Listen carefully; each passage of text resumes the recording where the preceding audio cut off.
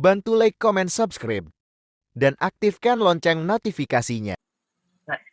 Bapak Ibu hadirin yang berbahagia, acara kita pada hari ini terbagi menjadi 2 sesi. Untuk sesi yang pertama yaitu pemaparan materi dari para narasumber terkait prioritas penggunaan dan pengelolaan dana desa tahun anggaran 2024. Kemudian untuk sesi yang kedua yaitu sesi nanti setelah istirahat adalah workshop penghitungan kinerja desa tahun anggaran 2024. Baik, agar tidak berlama-lama, marilah kita memasuki sesi pertama kita pada hari ini, yaitu pemaparan materi dari para narasumber. Narasumber kita pada hari ini, kami bacakan dulu. Yang pertama yaitu Bapak Lutfi Latif, Bapak Direktur Fasilitasi Pemanfaatan Dana Desa dari Kementerian Desa PDTT. Kemudian yang kedua ada Ibu Ira Hayatunisma, Kasubdit Desa dari Kementerian Dalam Negeri. Kemudian yang ketiga ada Bapak Ahmad Basori, Kepala Subdirektorat Pengawasan Akuntabilitas Keuangan, Pembangunan, dan Tata Kelola Pemerintahan Desa Wilayah 2, BPKP. Dan yang keempat ada Bapak Kurnia, Bapak Ketua Tim Dana Desa DJPK Kementerian Keuangan. Baiklah, Bapak Ibu hadirin yang berbahagia, untuk kesempatan yang pertama, kami berikan kesempatan kepada Bapak Lutfi Latif. Apakah Bapak Lutfi Latif sudah ada di ruangan Zoom? Ya, Assalamualaikum, Mbak Vina. Baik, Waalaikumsalam warahmatullahi wabarakatuh.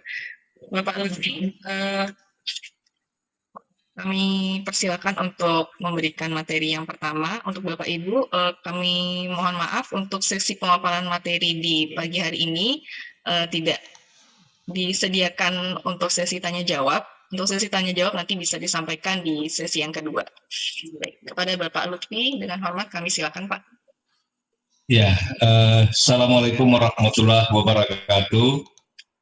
Selamat pagi, salam. Saya diberi waktu berapa lama nih, Mbak? Kurang lebih 10 menit ya Pak ya? 10 menit, baik. Yang saya hormati Bapak Direktur Dana Desa, Insentif, Otonomi Khusus dan Keistimewaan, Pak Jaka Sucipta.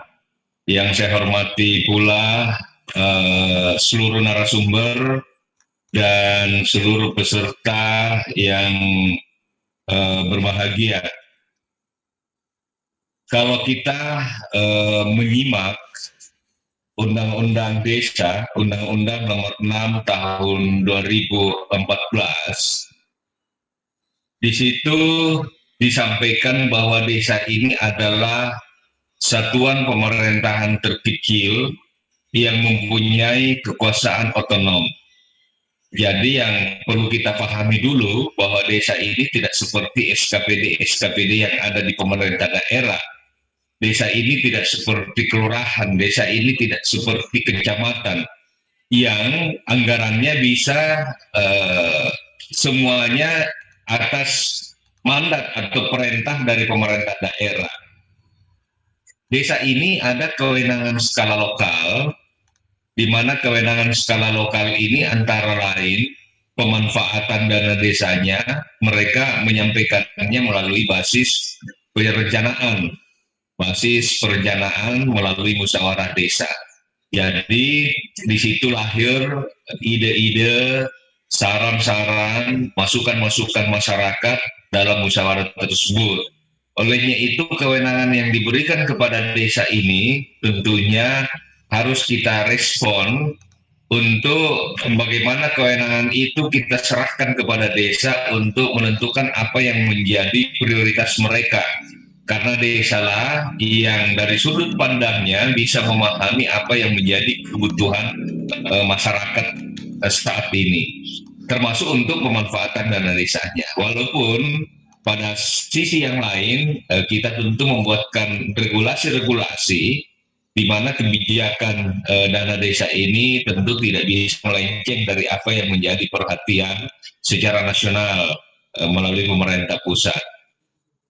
Kalau kita lihat ada beberapa kondisi yang kita catat hingga saat ini di desa Walaupun angka kemiskinan di desa itu trennya menurun dari tahun ke tahun, tapi menurut data BPS 2022 itu angka kemiskinannya masih 12,29%. Begitupun halnya stunting, masih 21,6%, padahal kita ada target tahun depan yang harus dikejar 14%. Makanya dana desa ini harus fokus pada persoalan-persoalan terkait kemiskinan dan juga kesehatan. Tapi kemiskinan dan kesehatan ini masih sebatas kewenangan desa. Nah, Bapak Ibu sekalian, kita pun maklum dalam Undang-Undang Nomor 6 2014 tadi, dan ini yang kita dorong terus, bahwa desa itu jangan hanya menganggap dana desa ini satu-satunya anggaran yang bisa dipakai untuk perencanaan dan pelaksanaan pembangunan di desa. Masih ada sumber-sumber lain. Makanya di mana-mana saya katakan bahwa jangan berpangku tangan dan menunggu dana desa itu setiap tahun. Tapi berpikirlah desa-desa ini bagaimana menciptakan pendapatan asli desa. Karena banyak desa yang pendapatan aslinya sudah melampaui jauh dari jumlah dana desa. Nah, kalau hanya menunggu kucuran dana desa setiap tahun, saya pikir ini adalah desa-desa yang tidak kreatif, yang harus kita dorong terus bagaimana caranya pendapatan asli di desa selain bagi hasil pajak dari pemerintah tingkat atasnya juga turun ke desa. Nah, Bapak Ibu sekalian, saya ingin menyampaikan bahwa kebijakan dana desa ini bahwa dana desa ini adalah dana rekognisi negara kepada desa. Tujuannya untuk apa? Agar desa bisa berdaya, agar desa bisa menjalankan kewenangan-kewenangan yang saya sampaikan tadi. Makanya dana desa ini harus betul-betul dikelola, harus betul-betul dimanfaatkan, direalisasikan sebaik mungkin. Yang harus fokus pada persoalan-persoalan di desa. Persoalan mendasar di desa itu tidak jauh-jauh dari persoalan kemiskinan, persoalan kesehatan, masalah-masalah di bidang pendidikan. Tetapi kemiskinan, kesehatan, pendidikan ini bukan tanggung jawab desa semata. Ada pemerintah daerah, kabupaten, kota, ada pemerintah provinsi, ada kementerian lembaga terkait yang juga mengurusi ini.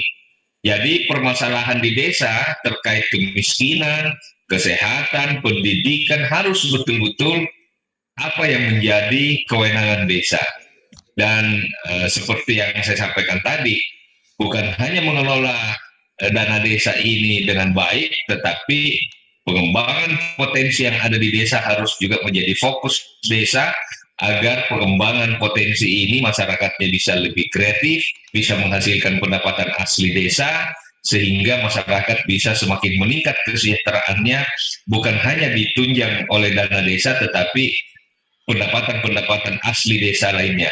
Nah, Bapak Ibu sekalian, kalau kita menyimak, ini dana desa sudah sangat banyak sebenarnya yang dikucurkan pemerintah. Mulai 2015 sampai 2023 kan, Kemendikbud pasti catat ini dan menjadi domainnya.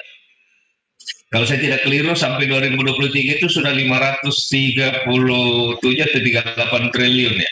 Angka yang sangat besar. Dan kami mencatat di Kementerian Desa ini, angka yang besar itu memang progresnya cukup bagus dimanfaatkan oleh desa-desa kita.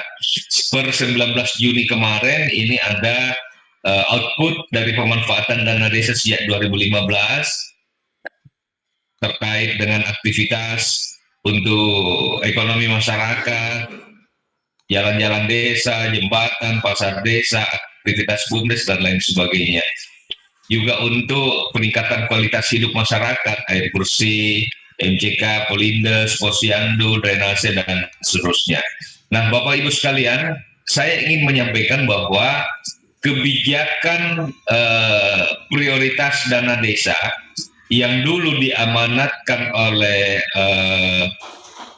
PP yang lama, sekarang PP-nya sudah berganti. Sekarang sudah ada peraturan pemerintah telah lahir nomor 37 tahun 2023 tentang pengelolaan transfer ke daerah. Dalam PP ini, PP 37 2023 ini garis besarnya adalah bahwa penggunaan dana desa itu diprioritaskan untuk mendanai pembangunan pemberdayaan masyarakat. Ini sama dengan PP lama yang diganti.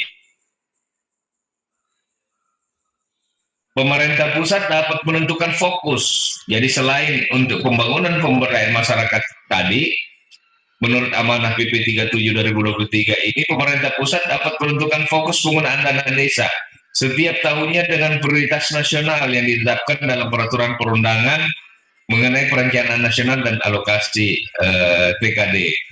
Kemudian di ayat ketiganya, rincian prioritas penggunaan dana desa ini disertai dengan petunjuk operasional yang ditetapkan dengan peraturan menteri yang menyelenggarakan urusan pemerintahan di bidang desa, pembangunan daerah tertinggal, dan transmigrasi. Artinya, di ayat ini Menteri Desa diberikan mandat untuk menyampaikan petunjuk operasional dengan menerbitkan Permendes.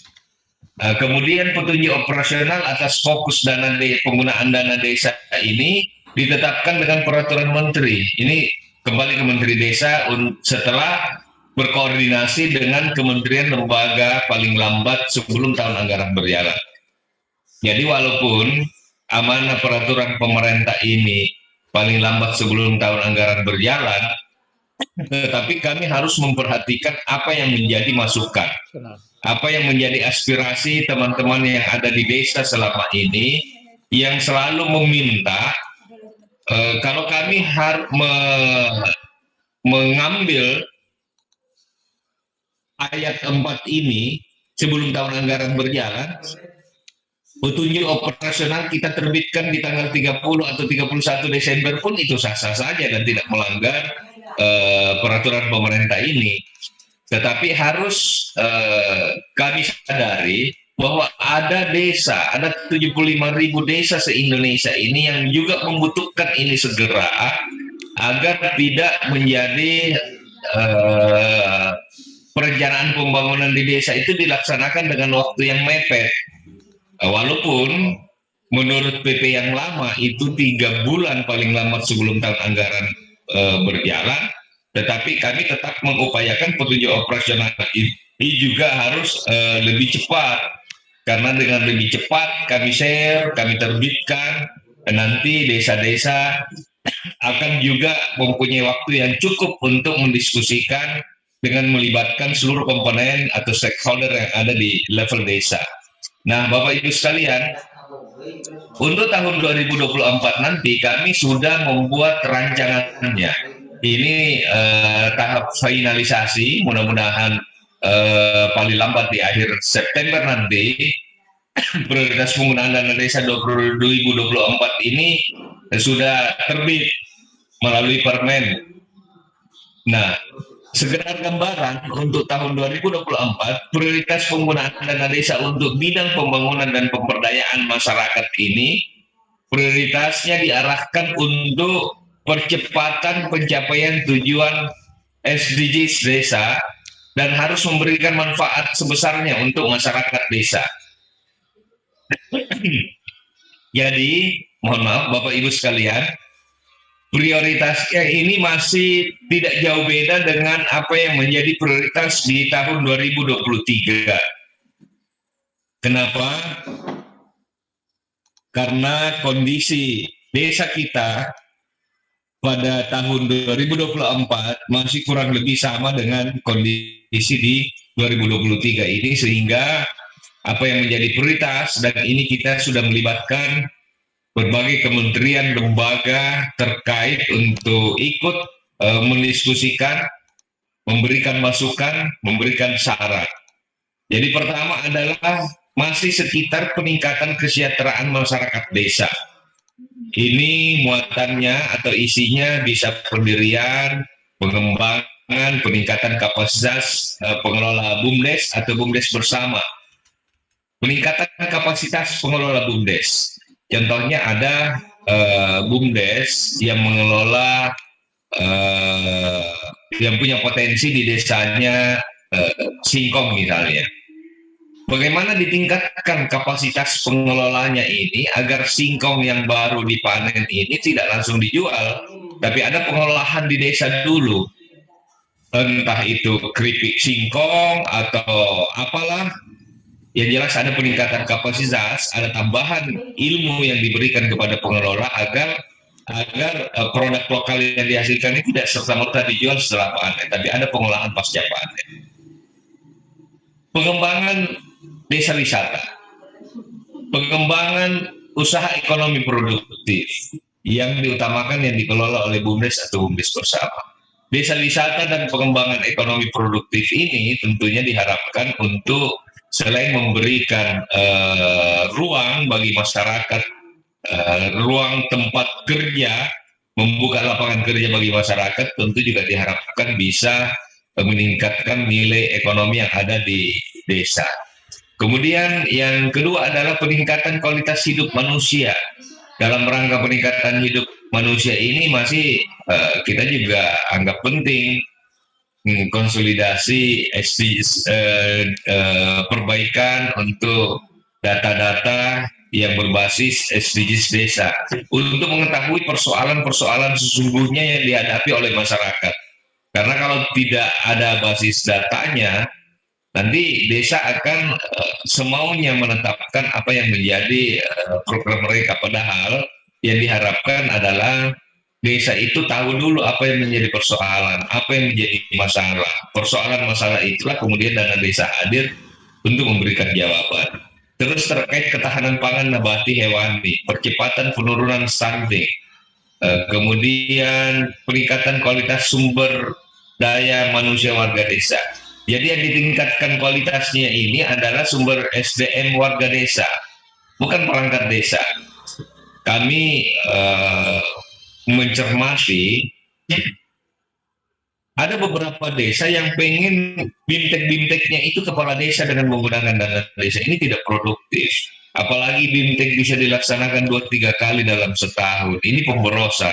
Ya bayangkan kalau satu desa menganggarkan 15 juta dikali 75.000 desa, betapa banyaknya dana desa ini yang salah sasaran dan tidak menyentuh apa yang menjadi kebutuhan masyarakat. Kenapa saya katakan ini? Karena juga banyak desa, ada beberapa desa yang dikoordinir oleh kabupatennya, dinas UMD-nya untuk melakukan bimtek-bimtek. Tapi bimteknya ini ya kalau nggak di Bali, di Lombok, di Labuan Bajo, ini sebenarnya bukan bimtek, tapi ini adalah piknik terselubung yang memanfaatkan dana desa. Kita tidak menghendaki ini. Makanya Kementerian Desa konsisten untuk selalu mengedukasi kepala desa agar dana desa ini tidak dipakai untuk bimtek-bimtek. Peningkatan kapasitas untuk kepala desa bisa Kementerian Desa lakukan melalui Zoom meeting. Ada kanal-kanal resmi yang disiapkan oleh Kementerian Desa untuk mengedukasi kepala-kepala desa terkait dengan regulasi-regulasi atau kebijakan-kebijakan yang ada. Ada pendamping-pendamping desa yang diharapkan bisa memberikan pencerahan-pencerahan terkait regulasi ataupun kebijakan-kebijakan yang ada tadi.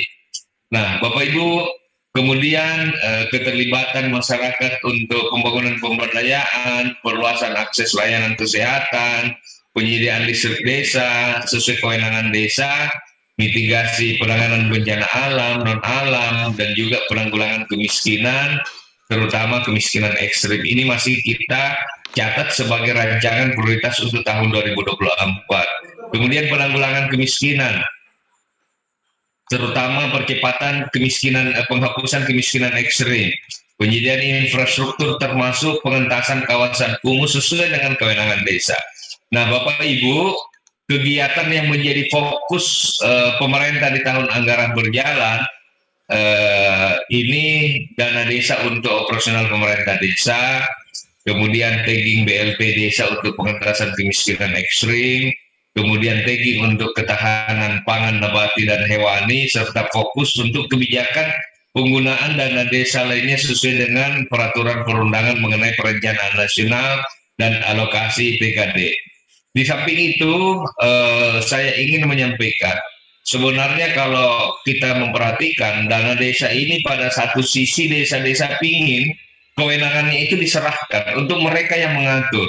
Tetapi kementerian lembaga juga banyak yang mengawal lahirnya Perpres, Impres, dan kebijakan-kebijakan lain yang secara jelas mandat arahan Presiden untuk dana desa ini diatur dalam Impres dan Perpres serta kebijakan-kebijakan lain seperti yang saya sampaikan tadi. Contohnya, untuk optimalisasi pelaksanaan program jaminan kesehatan nasional itu sudah diterbitkan Impres nomor 1 2022 tentang optimalisasi pelaksanaan program jaminan kesehatan nasional.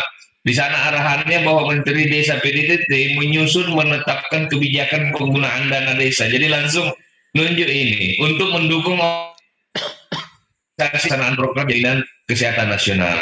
Kemudian terkait pencegahan narkoba, ini juga sudah ada impresnya, Impres nomor 2 2020. Di situ aksirannya pelaksanaan program desa bersih dari narkoba melalui fasilitasi kegiatan P4GN dan prioritas penggunaan dana desa. Itu sudah ada uraian arahannya di dalam Impres tersebut. Bantuan langsung tunai untuk PKTD. Ini ada Impres nomor 4 2022 tentang percepatan penghapusan kemiskinan ekstrim di huruf B. Menteri Desa PDTT menetapkan prioritas untuk bantuan langsung tunai dan PKTD. Jadi sudah ada arahannya jelas. Kemudian penanggulangan TBC. Ada peraturan Presiden, Perpres 67 2020 sedianya kebijakan pemanfaatan dana desa untuk percepatan eliminasi TBC. Kemudian persentase desa yang mengalokasikan dana desa untuk intervensi percepatan eliminasi TBC. Kemudian untuk kegiatan percepatan penurunan stunting, Peraturan Presiden 72 tahun 2021,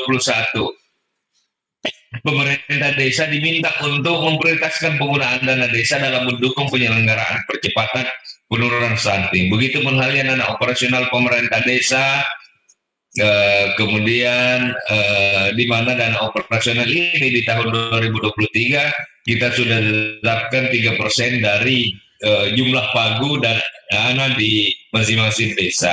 Jadi kalau pagunya 1 miliar, maka operasionalnya ini 30 juta. Kemudian ketahanan pangan juga ada surat sekretaris kabinet di mana dalam ratas tentang pagu APBN itu Presiden memberikan arahan terkait penggunaan dana desa untuk ketahanan pangan. Yang intinya adalah untuk urusan yang berkaitan dengan krisis pangan diminta apabila pemanfaatan dana desa untuk krisis pangan ini dimungkinkan, maka penggunaan dana desa untuk infrastruktur desa agar dan harus fokus dan dialihkan kepada masalah pangan ini sesuai dengan kewenangan desa. Ini beberapa hal yang sempat saya sampaikan. Mohon maaf kalau lewat, tadi diminta 10 menit tapi kelihatannya lewat waktunya ya Mbak. Terima kasih. Mohon maaf kalau ada yang kurang. Wassalamualaikum warahmatullahi wabarakatuh. Jangan lupa subscribe channel Nagari Banget dan aktifkan notifikasinya.